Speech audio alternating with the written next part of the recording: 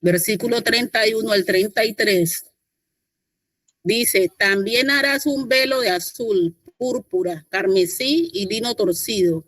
Será hecho de obra primorosa con querubines y lo pondrás sobre 4 columnas de madera de acacia cubiertas de oro, sus capiteles de oro, sobre basas de plata. Y pondrás el velo debajo de los corchetes y meterás allí del velo adentro el arca del testimonio, y aquel os hará separación entre el lugar santo y el lugar santísimo. Entonces vemos las instrucciones que Dios le da a Moisés sobre este velo, qué tipo de tela usar, cómo debía de ir dotado, y también le dice que era una separación entre el lugar santo y el lugar santísimo. Entonces vemos que este velo que había en el santuario era mucho más que una simple cortina, ¿no? Era una frontera física y espiritual entre la humanidad y Dios, porque cuando este velo estaba, solo el sacerdote pasaba una vez al año durante la Shekinah, pasaba la presencia del Señor, ¿no? Y sabemos que si el pueblo no había confesado los pecados, el sacerdote podía morir porque estaba ante la presencia del Señor, ante el trono de Dios, y era lo que revelaba el arca del pacto, lo que simboliza. Vemos que en el tabernáculo y más tarde en el templo, esta cortina separaba el lugar santo y el lugar santísimo. Hacía esa separación. Pero vamos a irnos adentrando de qué simbolizaba este velo. Según las escrituras, este velo simboliza la separación por el pecado. Los hermanos que tengan su Biblia allí, busquemos Levítico 16:2, un hermano que me colabore con ese versículo. Otro hermano busca Hebreos 10, del 19 al 20, y otro hermano nos busca Éxodo 26:31. Para que por favor lo vamos leyendo. Levítico 16:2 dice, y Jehová dijo a Moisés, di a Aarón tu hermano que no es todo tiempo entre el santuario detrás del velo, que no en todo tiempo entre en el santuario detrás del velo, delante del propiciatorio que está sobre el arca, para que no muera, porque yo apareceré en la nube sobre el propiciatorio. Amén. Amén. Entonces vemos que allí el Señor le da las instrucciones a Moisés y le dice que no debe estar todo el tiempo detrás del velo del lugar santísimo, ¿no? Porque allí moraba su presencia. Vemos que este velo representaba una separación por el pecado, ¿cierto? Esa barrera que se hizo después de que nuestros primeros padres, Adán y Eva, transgredieron la ley de Dios. Entonces no podían estar entre la presencia del Señor porque serían consumidos. Por lo tanto, el Señor puso un velo que representaba la santidad de Dios o que la guardaba, la cual se puso o se volvió inaccesible para el ser humano caído por sus propios pecados, ¿verdad? Solo el sumo sacerdote, que en este caso era Aarón, podía cruzarlo una vez al año por la sangre del sacrificio. También vemos que este velo representa la humanidad de Cristo. Esto lo encontramos en Hebreos 10, 19 al 20. Quien lo tenga, por favor, leerlo. Sí, nos dice, así que hermanos, teniendo entera libertad para entrar en el lugar santo por la sangre de Jesucristo, por el camino nuevo y vivo que Él abrió para nosotros a través del velo, esto es, de su carne. Muchas gracias, hermanos. Entonces vemos ahí en el Nuevo Testamento, se revela que el velo también era símbolo de Cristo, ¿no? En su cuerpo físico, así como el velo debía ser rasgado para entrar al lugar santísimo o fue rasgado durante la muerte de Cristo, asimismo el cuerpo de Cristo también fue rasgado para que nosotros tuviéramos acceso al cielo, ¿no? Entonces también sabemos que ese velo también representaba una transición hacia el nuevo pacto. Esto lo encontramos en Éxodo 26:31. Algún hermano que nos colabore.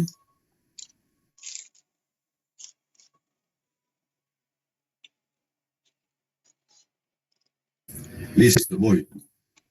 Y dice, también harás un velo de azul, púrpura y carmesí, y lino torcido. Será hecho de obra primorosa con querubines. Amén. Amén. Vemos que ahí en la especificación el Señor le dice a Moisés que haga 2 querubines dibujados en el velo, ¿no? Esos querubines simbolizaban esos querubines que blandían su espada de fuego en el Edén. Sabemos que cuando nuestros primeros padres pecaron, Dios los sacó del jardín del Edén y se puso 2 querubines para que no ingresaran al árbol de la vida. Entonces este velo era símbolo, era para recordarles a ellos que estaban lejos de la presencia de Dios y que había una frontera entre nosotros y Dios. Era esa representación. Cuando el velo se rasga en la crucifixión de Cristo, ¿sí? Ahí se hace un nuevo pacto, es decir, Cristo hace ese nuevo pacto y se convierte en ese camino hacia ese paraíso y en una comunión directa con Dios, la cual fue restaurada. Bueno, para la hermana Guay, para los escritos de la hermana Guay en Patriarcas y Profetas, dice que el velo representaba la inaccesibilidad de la presencia de Dios debido al pecado. Mientras que ese velo estuviera en su lugar, el camino al lugar santísimo estaba cerrado para el pueblo común. Entonces vemos que ese velo, todo lo que representaba y todo ese simbolismo, ¿no? Continuemos. Ahora, ¿por qué se rasgó el velo? Durante la muerte de Jesús sabemos que el velo fue rasgado, que la tierra tembló y que el velo fue rasgado. Entonces, ahora vamos a leer en la Biblia dónde registra este evento, ¿no? Para eso leemos Mateo 27, 50 al 51, un hermano. Otro hermano busca Marcos 15, el 37 al 38, y otro nos ayuda con Lucas 23, 44 al 45, donde varios profetas, varias personas que estuvieron durante ese evento, desde unos contextos diferentes, nos dicen qué sucedió ese día. Iniciamos con Mateo 27, del 50 al 51. Y dice, Mas Jesús, habiendo otra vez clamado a gran voz, entregó el espíritu. Y he aquí el velo del templo se rasgó en 2, de arriba a abajo, y la tierra tembló y las rocas se partieron. Amén. Amén. Entonces vemos que luego que Jesús expiró, la tierra tembló y el velo se rasgó de arriba a abajo. Entonces eso simboliza de que no fue algo que sucedió como un accidente, sino que fue una mano, ¿sí?, celestial la que rasgó ese velo y abrió ese acceso, esa puerta que estaba cerrada para el ser humano a través del sacrificio de Jesús. Vamos a leer Marcos 15, el 37 al 38. Escuchamos.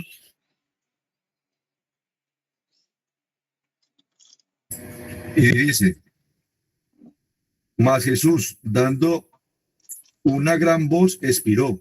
Entonces el velo del templo se rasgó en 2, de arriba a abajo.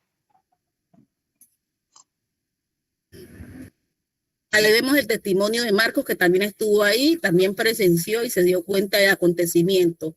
Ahora leamos Lucas 23, del 44 al 45. Dice Lucas 13, 44. Dice, cuando era como la hora sexta, hubo tinieblas sobre toda la tierra hasta la hora novena.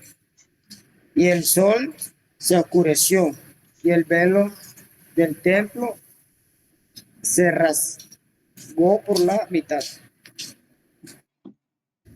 Bueno, vemos que Lucas nos revela, inclusive con el horario, ¿no?, en que sucedió el evento, a la hora sexta, ¿no?, la hora del sacrificio. Estaban en el sacrificio, como vemos en la imagen.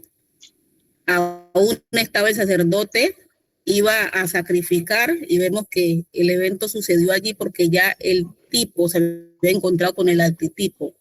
Entonces, ese rasgo de ese velo hizo varias cosas, ¿no? Decimos que el rasgo de velo, según la Biblia, nos dio un acceso directo a Dios a través de la muerte de Jesucristo. Y esto lo encontramos en la Biblia en Hebreos 10, 19 al 20, para que un hermano nos vaya buscando Y también el fin del antiguo sistema de sacrificio, eso lo encontramos en Hebreos 10, del 10 al 18, y también posicionó a Jesús como sumo sacerdote, lo encontramos también en Hebreos 4:16. Entonces, el hermano que tenga bien nos lee Hebreos 10, 19 al 20, donde nos indica que fue un proceso directo a Dios. Buenos días, bendecido sábado. Así que, hermanos, teniendo libertad para entrar en el lugar santísimo por la sangre de Jesucristo, por el camino nuevo y vivo que Él nos abrió a través del velo, esto es, de su carne. Amén. Bueno, no, ahí vemos que ese velo de lino, que por tanto tiempo había estado corrido, se había rasgado de arriba hacia abajo, y este hecho no había sido un acto humano, ¿no? Sino que una intervención divina. Y ahí lo vemos reflejado en la Biblia, en el testimonio. Entonces decimos que ese velo también fue el fin del antiguo sistema de sacrificio, lo cual lo encontramos en Hebreos 10, del 10 al 18.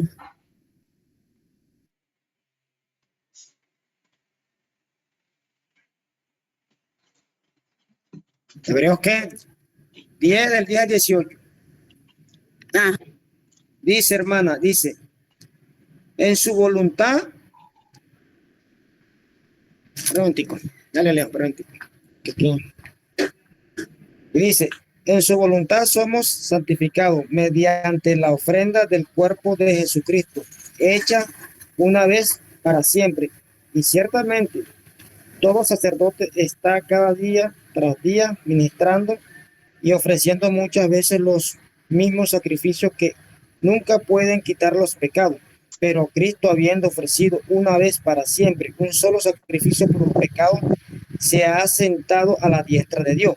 De ahí en adelante, esperando hasta que sus enemigos sean puestos por estrado de sus pies, porque con una sola ofrenda hizo perfecto para siempre a los santificados. Seguimos. Y nos atestigua lo mismo el Espíritu Santo, porque después de haber dicho, este es el pacto que haré con ellos después de aquellos días, dice el Señor, pondré mis leyes en sus corazones y sus mentes las escribiré, añade, y nunca más me acordaré de sus pecados y transgresiones, pues donde hay remisión de estos, no hay más ofrenda por el pecado. muchas gracias, hermano. Entonces vemos que Jesús le dio fin al antiguo sistema de sacrificio, ¿sí? Porque este velo roto simboliza que los sacrificios de los animales ya no eran necesarios, ya que Jesús se convirtió en el sacrificio perfecto y final. Todo este sistema de sacrificio simbolizaba el sacrificio de Cristo. Ya el verdadero Cordero de Dios se entregó, por lo tanto, ese velo que separaba a esta tierra, ¿sí?, del trono de Dios fue rasgado y Jesús se convirtió en ese puente o en esa brecha para llegar al Señor. También nos dice que el rasgo del velo trajo a Jesús como sumo sacerdote. Esto lo encontramos en Hebreos 4:16.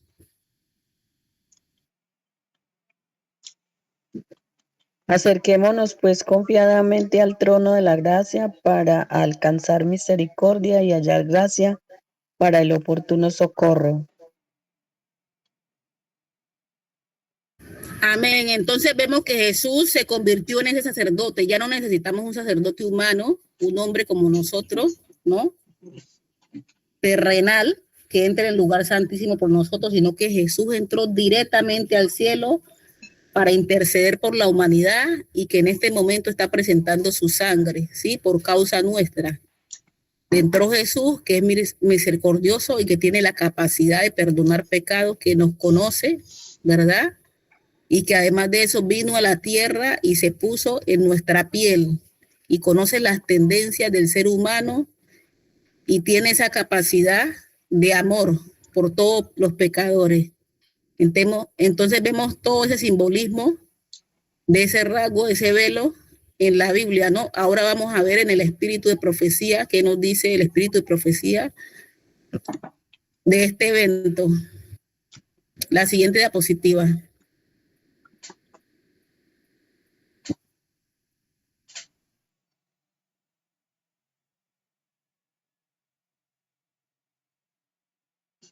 Manalina, la siguiente diapositiva. Bueno, vemos que el deseado de toda la gente en el capítulo 79 dice que el encuentro del tipo con el antitipo, dice que todo era terror y confusión durante la muerte de Cristo. El sacerdote estaba por matar a la víctima, pero el cuchillo se cayó de la mano paralizada y el cordero escapó. El tipo había encontrado al antitipo en la muerte del Hijo de Dios. Si había hecho el sacrificio mayor, el camino al lugar santísimo estaba abierto. Un camino nuevo y viviente estaba preparado para todos. También dice que este evento trajo la apertura del acceso directo hacia Dios. El velo de lino que por tanto tiempo había estado corrido se había rasgado de arriba abajo. El lugar santísimo, el santuario terrenal, no es ya sagrado. Por la fe el creyente contempla al Salvador en el lugar santísimo, ofreciéndose a sí mismo por la felicidad y el bienestar eterno de los pecadores. Esto lo encontramos en la historia de redención. Entonces aquí en la imagen vemos ese evento cuando Cristo murió en la cruz del Calvario, lo cual abolió todas estas leyes que tenían que ver con el sacrificio de ese cordero que representaban a ese verdadero cordero que era Cristo, ¿no? Y que al finalizar las 70 semanas Jesús vino en la última semana a la mitad y se presentó como ese tipo, ¿no? Y quedó todo este sistema abolido. Continuamos. La siguiente. Dice, cuando Cristo exclamó consumado es, el velo del templo se rasgó en dos. Este velo era importante para los judíos porque separaba el lugar santo del lugar santísimo. Dios no tenía más uso para este templo. Los servicios y las ceremonias que habían realizado allí ya no tenían valor alguno ante el cielo. Esto lo encontramos en comentario bíblico. Pero vemos hoy cómo está el pueblo de Israel hoy, todavía esperando el cumplimiento de las 70 semanas y todavía buscando hacer sacrificio, ¿no? Y no aceptaron a Cristo como ese sacrificio o como ese camino al cielo, sino que se quedaron en el lugar santo y no lograron pasar a ese lugar santísimo, el cual pasaron todos nuestros antecesores en 1844, que fue la verdad revelada, ¿no? En 1844, ese paso de Cristo del lugar santo al lugar santísimo y ese inicio de los justos, de los muertos, del juicio de los muertos, y hoy el inicio de los vivos. El velo ocultaba la gloria de Dios de la vista de la congregación de Israel. Este velo se rasgó, se proclamaba al mundo que el sistema de tipos y sombras había terminado para siempre. El camino a la presencia de Dios estaba totalmente abierto para absolutamente todos. Esto lo encontramos en Joya de los Testimonios, en el tomo 2. Entonces vemos la importancia de este velo. Nosotros quizás lo vemos como una cortina física, y para los sacerdotes en ese tiempo que vino Cristo también lo vieron como simplemente unos rituales y no le vieron el significado, ¿no? Y no le vieron las repercusiones que podía tener todo esto. No aceptaron a Cristo, ¿no? Como esa ofrenda, y por lo tanto no pudieron entrar ni al lugar santo ni al lugar santísimo para que sus pecados fueran perdonados. Todo el que no acepte a Cristo como ese sacrificio no puede entrar al lugar santísimo. Por eso cuando Jesús nos enseñó esa oración maestra, dice que todo lo pidiéramos en su nombre, porque Él se convirtió en ese sacrificio vivo y por lo tanto, a través de ese sacrificio, todos los seres humanos tenemos acceso a Dios por medio de ¿qué? Lo que hablamos esta mañana, de la oración. Por medio de la oración, todos podemos acceder a Dios. La oración no baja a Dios a nosotros, sino que nos eleva a nosotros y nos lleva hasta ese lugar. Por eso debemos cerrar nuestros ojos, ¿verdad? Imaginar que estamos ante la presencia de Dios y con esa reverencia hablarle como a un amigo. Continuamos.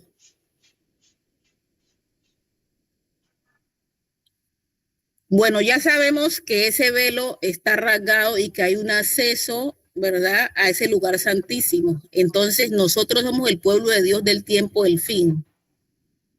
y sabemos que Jesús está en el lugar santísimo. ¿Cuál debe ser nuestra actitud en este momento? Dice el espíritu de profecía que debemos tener una actitud de examen propio y arrepentimiento. Mientras se prosigue el juicio investigador en el cielo, debe haber una obra de humillación y arrepentimiento en la tierra, porque ya sabemos que el sumo sacerdote está allí y está juzgando a todos los vivos y empezó por su casa, por su pueblo. Todos los que desean que sus nombres permanezcan en el libro de la vida deben ahora, en los pocos días que les quedan de gracia, afligir sus almas ante Dios por el dolor de sus pecados y por un arrepentimiento verdadero. Esto lo encontramos en el Conflicto de los Siglos, capítulo 29. También tenemos que tener una fe enfocada en el santuario. Nuestra mente debe estar en el santuario. Cada que oremos, pensemos en esa obra que se está haciendo. El pueblo de Dios debe comprender claramente el asunto del santuario y del juicio investigador. De lo contrario, le será imposible ejercitar la fe tan esencial en este tiempo u ocupar el puesto que Dios desea que ocupen. Si nosotros sabemos las verdades del santuario y sabemos cuál es el ministerio que Cristo está desarrollando en nuestra causa, sabemos cómo pedir, sabemos en qué tiempo estamos, ¿sí? Qué acontecimientos vienen y qué es lo que tenemos que pedir para esto que se viene en un futuro. Continuemos. Siguiente diapositiva. También debemos estar purificando nuestro carácter y en santidad. Mientras el sumo sacerdote está haciendo la expiación por nosotros, debemos tratar de llegar a la perfección en Cristo. Cristo está purificando el templo celestial de los pecados del pueblo y es la obra del pueblo de Dios estar purificando el templo de su propia alma, de toda contaminación de carne y de espíritu. Entonces vemos que mientras Jesús está allá perdonando los pecados de su pueblo, el pueblo debe estar en purificación y santidad, es decir, cada día debemos generar hábitos que nos alejen de nuestras faltas y nuestras transgresiones.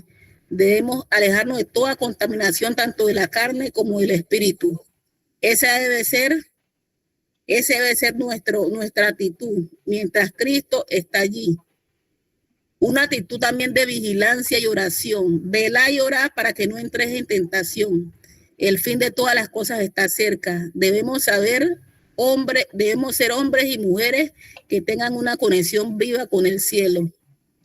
Debemos tener una relación con Cristo en este momento como la tuvo Daniel, que inmediatamente se arrodilló, su oración fue contestada. Y también hemos leído en el libro de la oración que Jesús le pone primordial a todas las oraciones, las que son de arrepentimiento, para él se contestan inmediatamente, porque él necesita que su pueblo esté limpio antes del venir. Entonces sabemos que si nosotros pedimos otro tipo de oraciones, el Señor no las va a agilizar tanto como las oraciones para la purificación de nosotros como personas y las oraciones que llevan al arrepentimiento. Dice que esas son contestadas inmediatamente. Una vez llegan al santuario, Jesús las pasa al trono de Dios de forma inmediata. Si algún hermano tiene algún comentario, lo escuchamos.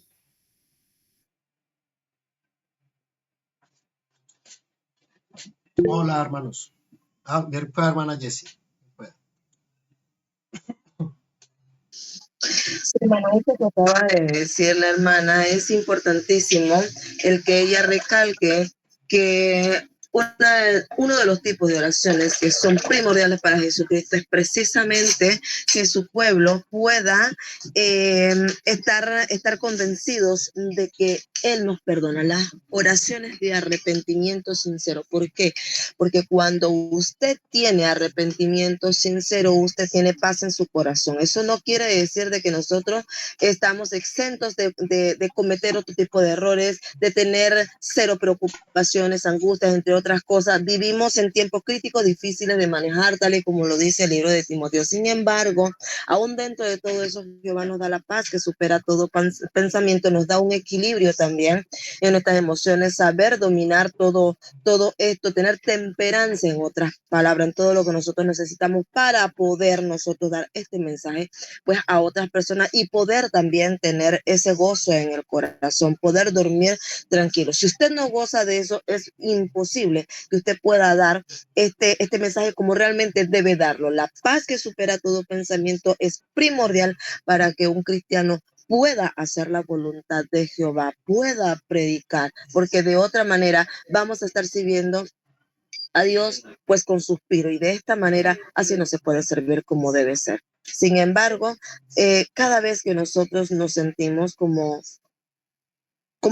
siempre llegamos a sentirnos en momentos dados, porque hay puntos álgidos en los cuales nosotros necesitamos tanto de la paz de Dios, no lo dudemos en ningún momento. Antes de nosotros pecar, otro punto, pongámonos a pensar que con eso que nosotros estamos haciendo, estamos nuevamente dándole una bofetada, dándole todas aquellas cosas, haciéndole sufrir a Jesucristo de la manera en que Él sufrió. Y es una manera de nosotros decirle a Él que su sacrificio, todo lo que Él hizo, todo lo que Él sufrió, pues no fue suficiente para nosotros. Y sin embargo, Jehová siempre está allí para decirnos, te he perdonado, pero tiene que ser congruente con nuestras acciones. Entonces, solamente es una pequeña reflexión. Gracias, manita. El hermano Edison. Gracias. ¿Cómo están todos? Feliz Santo Sábado. El tema del santuario es el tema, digamos, predilecto de la iglesia adventista. Ninguna otra iglesia entiende tanto las verdades del santuario como la iglesia que recibió la revelación del Señor por medio de, el espíritu de profecía manifestado en Elena de White. Y cada que hablamos del santuario debemos recibir una nueva luz, porque es tan profundo que, es imposible para el hombre captar todo lo que nos encierra acá. Por ejemplo, en esta ocasión yo me quedo con que nosotros sabemos que el Señor es el camino, la verdad y la vida. Aquí en una de las citas se nos decía cómo el Señor había abierto el camino para que nosotros pudiéramos ir y pasar ya no solamente del atrio exterior, porque sabemos pues que el santuario como tal, primero estaba el atrio exterior, donde encontrábamos el altar del sacrificio y el lavacro. Luego estaba el lugar santo, ¿cierto?, donde estaba el candelabro, la mesa de los panes de la proposición y el incensario. Y luego el lugar santísimo, donde estaban las tablas de la ley. Entonces nos decía la cita que el Señor había abierto el camino para que pudiéramos llegar a acceder nuevamente al Padre a través de ese velo, llegar allí. Pero ¿qué había antes de ese velo? El altar del incienso. El altar del incienso, cual representaba y representa aún hoy en día las oraciones. Y por medio de esas oraciones nosotros podíamos entrar a la presencia del Padre para ofrecer nuestra gratitud, nuestra alabanza y también para tener allí nuestras peticiones. Pero no entendíamos hasta que vino el Señor. Hasta que vino el Señor y quitó completamente el velo y se le reveló pues a la hermana de White con todo lo que conocemos de la historia de la iglesia adventista. Entonces, cuando entendemos eso, vemos como el camino al cual también se puede estar refiriendo el Señor cuando dice que Él es el camino, es este camino de santificación que está escrito en el santuario. Y lo voy a explicar un poco así. Primero, tú estás en el altar del sacrificio y tienes los dos, digamos, primeros utensilios. Estás en el atrio exterior y están los dos utensilios, el altar del sacrificio y el lavacro. Entonces, primero el lavacro, que sería el agua del bautismo. Nosotros nos bautizamos, después de conocer al Señor, entramos a las aguas del bautismo para manifestar esa separación con el mundo, que hemos nacido de nuevo y que hemos sido limpios por el agua, ¿cierto? Pero luego también está el altar del sacrificio. Y en el altar del sacrificio, pues como bien su nombre lo dice, se llevaban a cabo los sacrificios diarios para remisión y perdón de los pecados. Entonces allí nosotros lo podemos entender a una forma práctica, como nosotros al empezar en el camino cristiano, también empezamos en un camino de sacrificio, en el cual ya dejas de hacer lo que tu corazón natural pide que hagas para empezar a hacer lo que el Señor dice que debes hacer, ¿cierto? Entonces empiezas a cargar la cruz. Luego entras al lugar santo. Y en el lugar santo, primero, el candelabro, que representa el Espíritu Santo, la luz, el conocimiento que se nos da. Entonces empezamos el camino cristiano y empezamos a recibir conocimiento, empezamos a recibir luz, los empezamos a nutrir de palabras de vida que son representadas por la mesa de los panes de la proposición. El pan de vida, que representa también por el número de los panes, que si recordamos serían 12, que representa también al pueblo como tal. Luego de esa comunión, pasaríamos a lo que sería el altar del incensario, el incienso, que representaba las oraciones. Entonces, luego de tener el conocimiento, luego de poder tener comunión como la estamos teniendo aquí, viene la oración. Y la oración es el primer acercamiento a ese trono.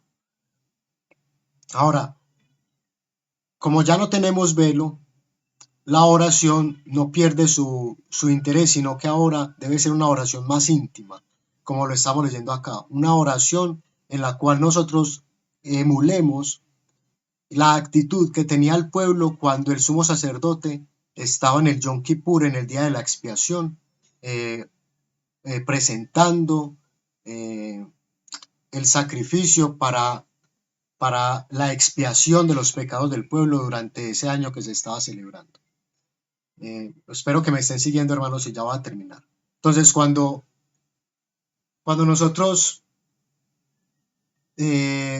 hacemos esa comparación de lo que hacía el pueblo, que era estar atento a lo que pasaba con el sumo sacerdote, estaban todos reverentes, estaban todos confesando sus pecados, estaban todos pidiéndole al Señor que les mostrara dónde estaban sucios, porque sabían que era un momento solemne en el cual incluso el sumo sacerdote, si no estaba limpio y preparado, perdería la vida, y en el cual se ponía, digamos, en juego el perdón real de los pecados de los que estaban confiando en el método que el Señor usó. Esa es la actitud que nosotros debemos tener hoy. Nuestro sumo sacerdote está en el lugar santísimo. El sumo sacerdote no morirá porque no tiene pecados, es nuestro Señor, santo y digno. Pero nosotros debemos sí estar en esa actitud del pueblo que está velando y cuidando a esperar qué pasa con el sumo sacerdote en el lugar santísimo. Porque como bien lo decía la hermana desde el principio, se manifestaba allí el Padre, la Shekinah, sobre el arca sobre la tapa del propiciatorio, ¿cierto? Donde estaba la ley. Y ahí ya entramos al punto culmine de lo que sería el mensaje del santuario. El mensaje del santuario tiene un objetivo, ese camino tiene un objetivo. Y el objetivo es que nosotros lleguemos hasta el lugar santísimo, donde están las tablas de la ley, y que esas leyes sean escritas en nuestra mente y en nuestro corazón. Y el Señor lo había prometido: escribiré mi ley en su mente y en su corazón. ¿Y qué mejor forma hay de llegar al corazón de una persona que con amor, con el amor que Cristo manifestó en la cruz, con ese sacrificio, con ese evento que nosotros debemos recordar todos los días? Es como Cristo encontró la forma de escribir esa ley de amor en nuestra mente y en nuestro corazón, para lo cual sería imposible para la humanidad. De hecho lo es imposible para la humanidad olvidar lo que pasó con aquel hombre en la cruz. Y con ese sacrificio es que Él nos quiere mostrar la importancia de esa ley.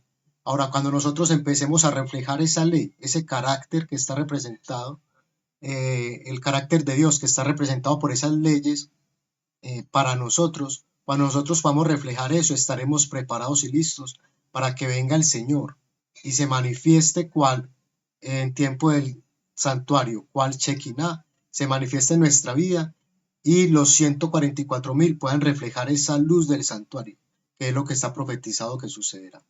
Bueno, entonces era un poco eso lo que quería expresarles, que nosotros al hacer el camino cristiano, pasando desde el sacrificio hasta la oración que nos lleva a la perfección del carácter, nos estamos preparando para la venida del Señor. Y ese es uno de los mensajes hermosos que tiene toda la verdad del santuario, la cual se le invita a todos que podamos investigar más y más sobre esta, porque ciertamente el Señor nos ha de dar luz sobre estas verdades que nos ayudarán a prepararnos, a poder estar listos para cuando Él venga y que no seamos avergonzados con su manifestación. Bueno, eso les quería compartir ahora, mis hermanos. Me disculpan que me haya extendido tanto. Gracias. Amén, hermano. Hermana Lina. No, pues me asombra cómo el Espíritu Santo nos prepara a todos para recibir este mensaje, ¿cierto? Lo que decía el hermano era muy cierto y era algo que me sorprendió, por ejemplo, usted, hermana María Lady, esta parte de Hechos 10, el versículo 16 y el 17. Creo que todo cristiano debería tener el 16 y no el 17. ¿Por qué el 16? Porque dice, este pacto que haré con ellos después de aquellos días, dice el Señor, pondré mis leyes en sus corazones y en sus mentes las escribiré, ¿cierto? Pero las otras denominaciones siempre se van a ir por el 17.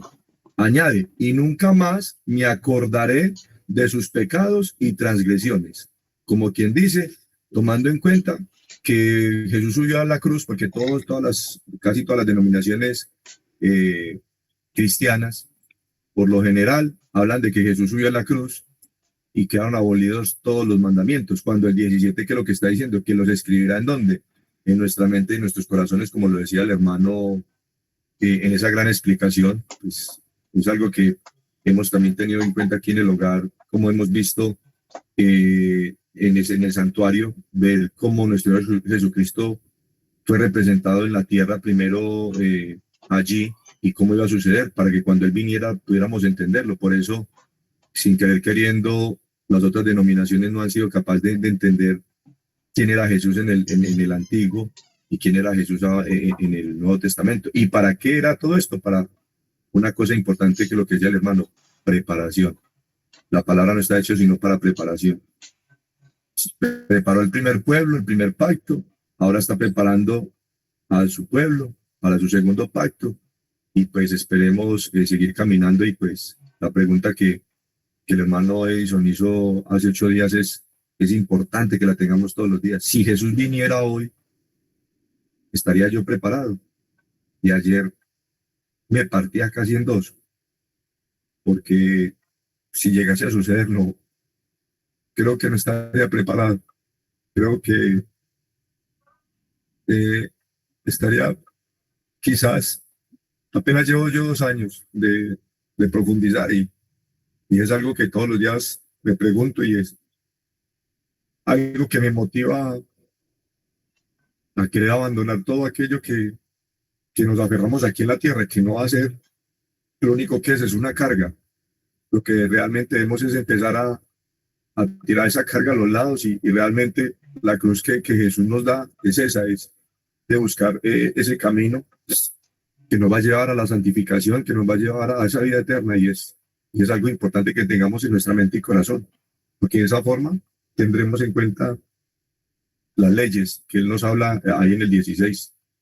Y pues, hombre, este estudio ha sido muy interesante. Muchas gracias, mis hermanos. Dios les bendiga. Muchas gracias, hermanos, por sus aportes. Bueno, hablando también del lugar santísimo, sabemos que allí se encuentra el trono de Dios, es decir, es el acto final y más solemne del plan de la salvación. Sabemos que el atrio, como dijo el hermano anteriormente, representaba ese sacrificio en la tierra, el lugar santo, la intercesión, ¿no? Diaria. Pero vemos que este lugar santísimo del cual hoy tenemos acceso es un lugar que representa el juicio y además la reconciliación de Dios con la humanidad. Está la presencia inmediata de Dios y su ley, que estaba representada por el arca del pacto, ¿no?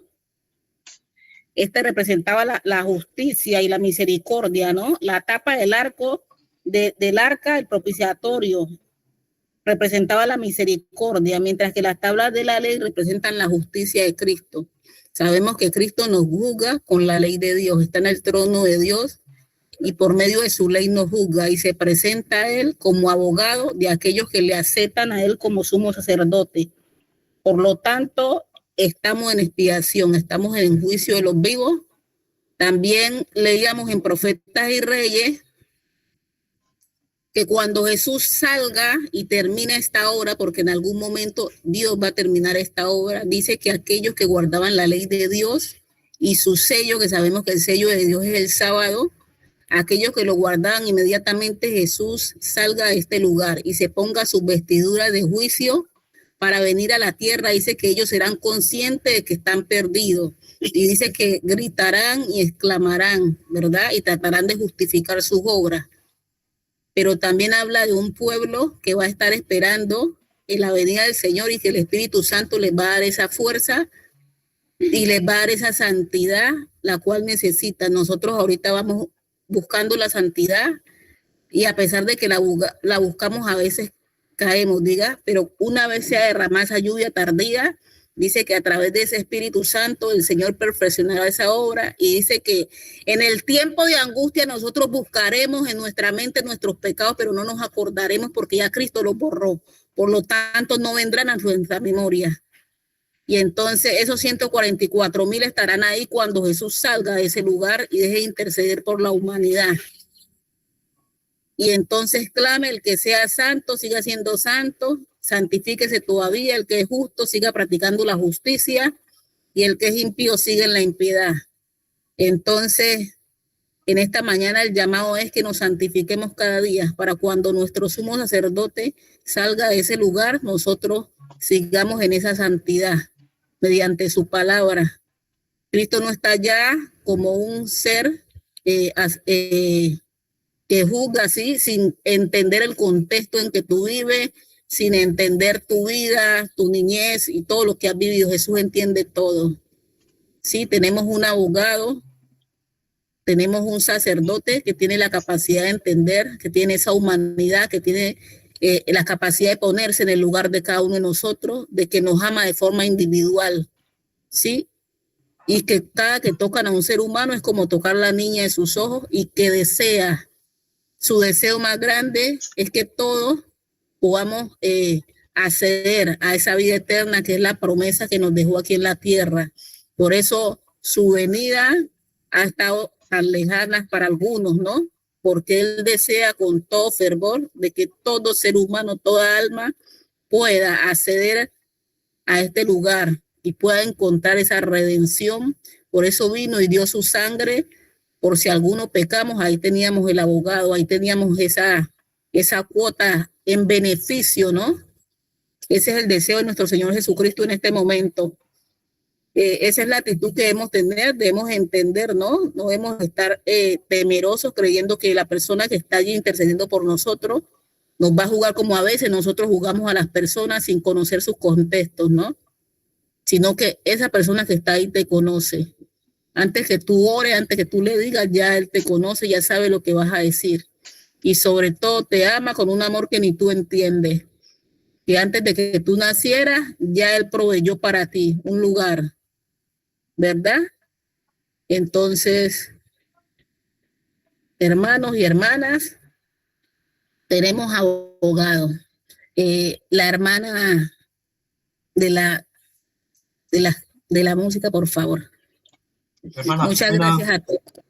Disculpa, antes del cierre, también una imagen muy bonita que se me quedó en mente de este estudio que nos presentas, hermana, de este culto.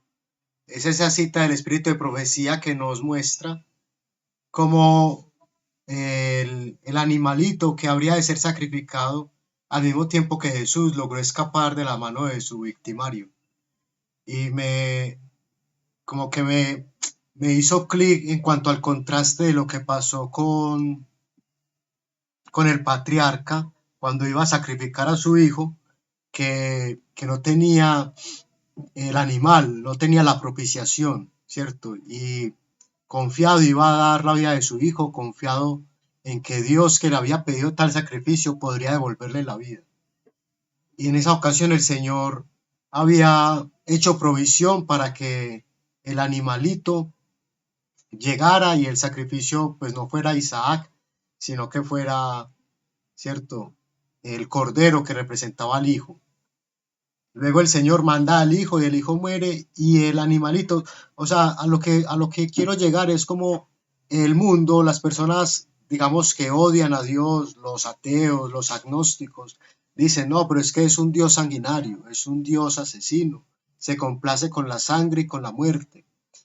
Pero, por ejemplo, aquí vemos como para nada es así. El animalito representaba a Cristo y lo que quería era mostrarnos ese símbolo de cómo el inocente, el puro, el inmaculado moriría por la culpa de los pecadores. Pero nunca fue deleite del Señor. Dice, ¿acaso me deleito yo en la sangre de los becerros y los machos cabríos? Mía es toda la tierra. El hombre perdió ese entendimiento y creyó que Dios se deleitaba en sacrificio. Y es el corazón perverso del hombre el que pone esa calificación a los actos majestuosos de Dios. Porque aquí vemos cómo el sacerdote estaba por matar, dice la cita, por matar la víctima, pero el cuchillo se le cayó de la mano paralizada y el cordero escapó. Así como en un momento que era propicio y oportuno, dio un animalito que representaba a su hijo para que fuera sacrificio, en esta ocasión no permitió que nada más por el deseo de derramar sangre, sin entender el trasfondo, sin entender lo que el Padre quería enseñarnos. Ellos querían matar un animalito y el Padre no lo dejó, porque es misericordioso, porque es amante de todas sus criaturas, no solamente de nosotros, que somos especiales, una creación especial, sino de todo lo creado, todos los animales, y por eso a nosotros también se nos insta a que seamos esos cuidadores, esos mayordomos reales que se preocupan por la propiedad de su amo. Y nuestro amo es el Señor y Dios de todas las cosas. Y nosotros, como sus mayordomos que pretendemos ser, debemos también ser esos cuidadores. Y siempre exaltar el amor del Padre, de cómo todas las cosas tienen un propósito, tienen un objetivo. Y que así como el Señor impidió, por ejemplo, que esta ovejita fuera víctima cuando ya no era necesario, así con sus hijos también lo puede hacer. Lo ha hecho y ciertamente lo hará.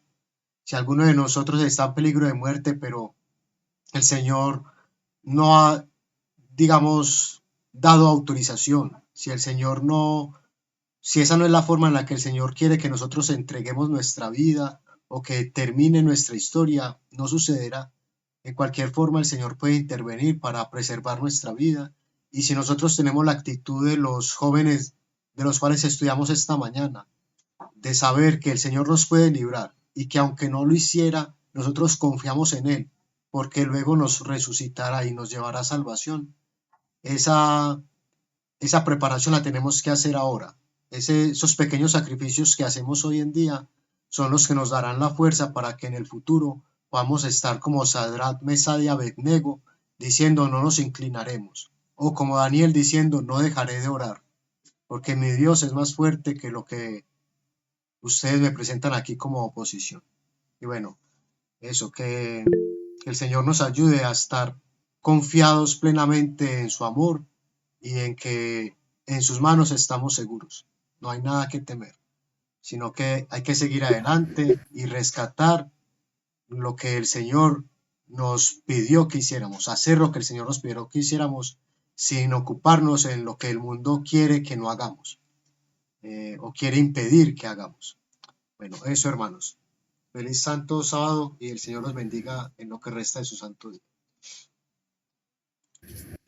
Hermano, ahora que usted habla de eso, también la hermana Ana dice que es símbolo también de los 144,000, ¿no? Sabemos que durante esa era de tinieblas espirituales en la que gobernó la Iglesia Católica y sacrificó tantos cristianos, que mientras sacrificaba a uno era semilla su sangre, se levantaban otros, y la palabra duró hasta nuestros tiempos. Asimismo, en el tiempo final, cuando estén los 144,000, como no en esos sacrificios de esos seres humanos no va a servir para levantar a nadie porque ya la situación va a estar decidida, entonces el Señor tampoco va a permitir que nadie los toque, ¿no? Porque su sangre derramada ya no sirve para atraer a otros, ¿verdad?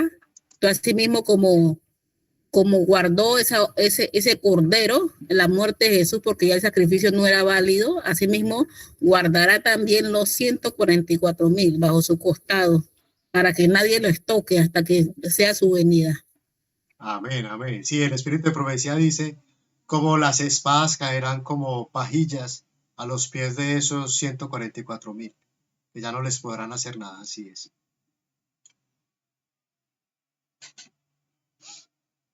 Amén. Muchas gracias por la atención. El hermano Santiago Riva, por favor, nos despide en oración.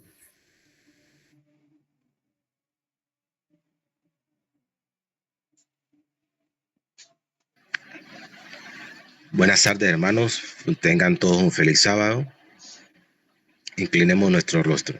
Amate Padre que moras en las alturas de los cielos, muy agradecidos estamos de poder haber compartido en este culto las predicaciones de tu palabra. Permite, Padre Santo, de que ese mensaje haya sido de gran importancia para nuestras vidas, que lo pongamos en práctica y que lo atesoremos en nuestra mente y en nuestro corazón. Permite, Padre Santo, que tú nos puedas bendecir, podamos pasar un resto de sábado en agradable armonía, y permite, Padre Santo, de que tu amor siempre siga cubriéndonos de todo mal y peligro. Ahora que nos disponemos a irnos a tomar los alimentos, bendícenos, guárdanos de todo mal y sé con nosotros durante el resto del día. En el nombre de Cristo Jesús, amén. Amén. Amén. Amén. Amén. Amén. Dale la invitación.